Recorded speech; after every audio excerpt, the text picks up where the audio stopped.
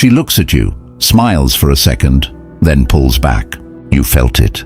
That spark that dies too fast. Hit like and subscribe if you're done guessing what women respond to.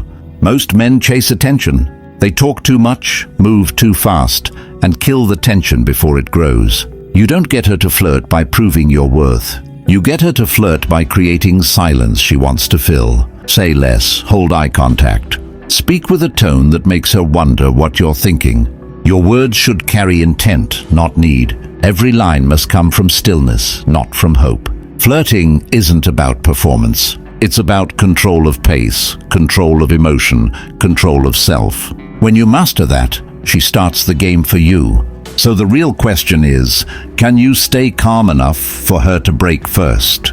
Point number 1, the power of stillness. When was the last time you said nothing and still owned the room? Not with noise, not with charm, just presence.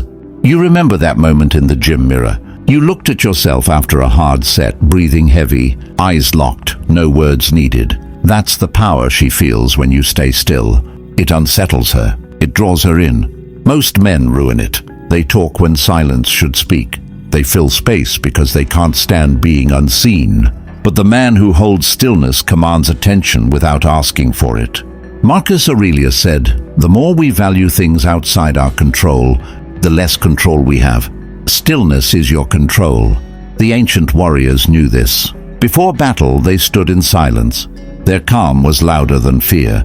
Today, your battleground is a date, a text, a moment when her eyes search yours for weakness. You win by not flinching, by letting her feel the tension you refuse to break. Stillness isn't empty. It's pressure. It's your discipline in motion. It's how you tell her, without a word, that you're not chasing what already notices you. She flirts to test your balance. If you react too soon, she knows you're ruled by impulse. If you stay grounded, she leans in, curious, unsettled, drawn. So hold your breath for a beat longer. Let silence work harder than words ever could. Let her feel your patience burn through the air between you. Train your silence. Can you sit in it without needing to be seen? Because the next move isn't about talking. It's about how your words, when you finally choose them, carry weight she can't ignore. And when you speak, the room changes. Now you're no longer trying to get her attention. You're teaching her what presence feels like. Next, you'll see how words, when used right, pull her closer without force. Point number 2, words that pull her in.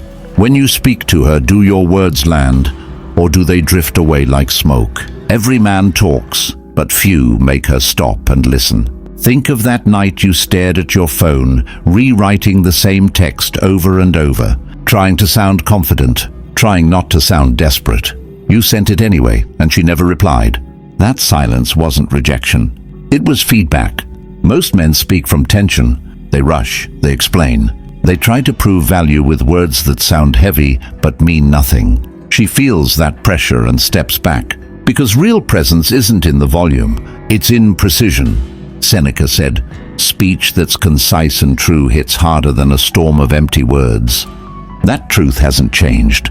The Stoics spoke to emperors, enemies, and fate with the same restraint. Their words were tools, not noise. Today, you need the same discipline when you speak to her. Every line should reveal control, not craving.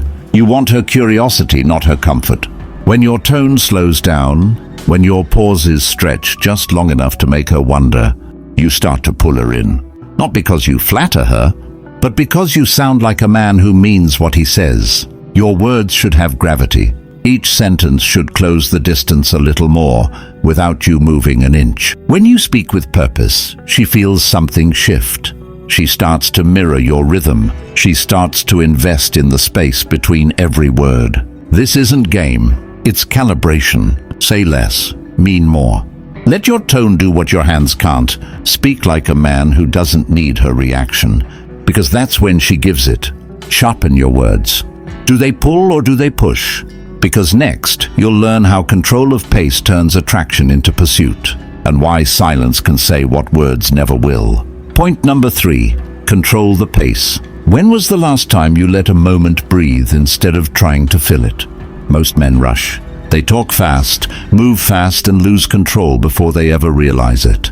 Picture this. You're on a date. She looks good. You feel the spark. Then you start over-explaining, laughing too much, interrupting her rhythm. By the end, you can feel it.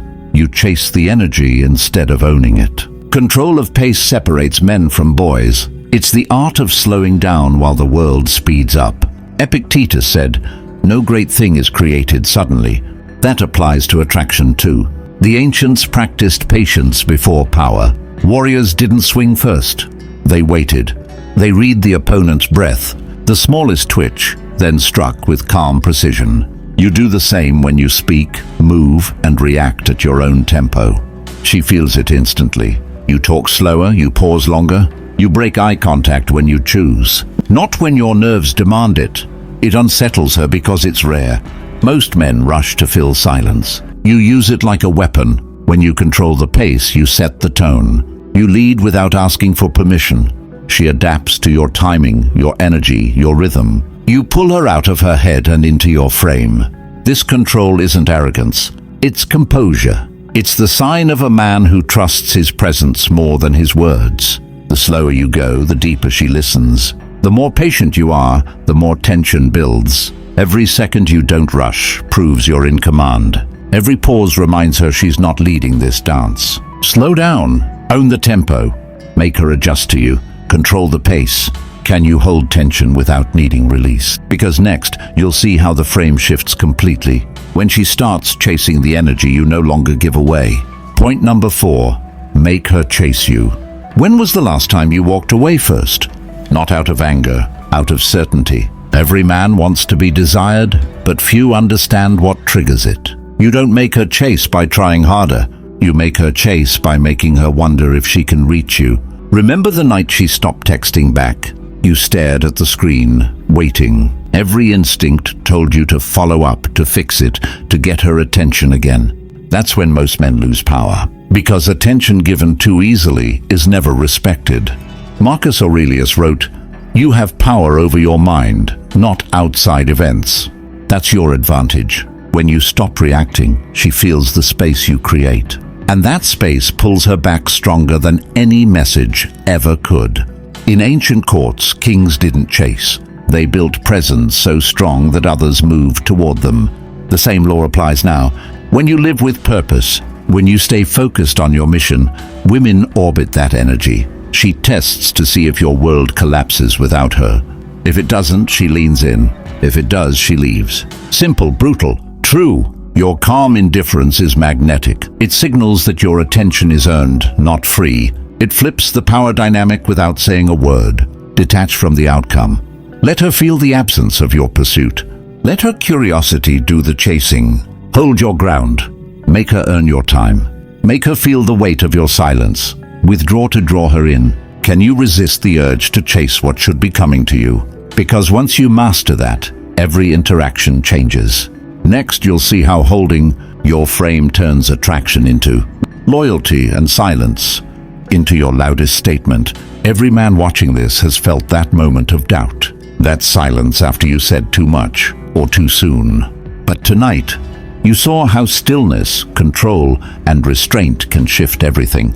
You learned that attraction isn't about chasing, it's about presence.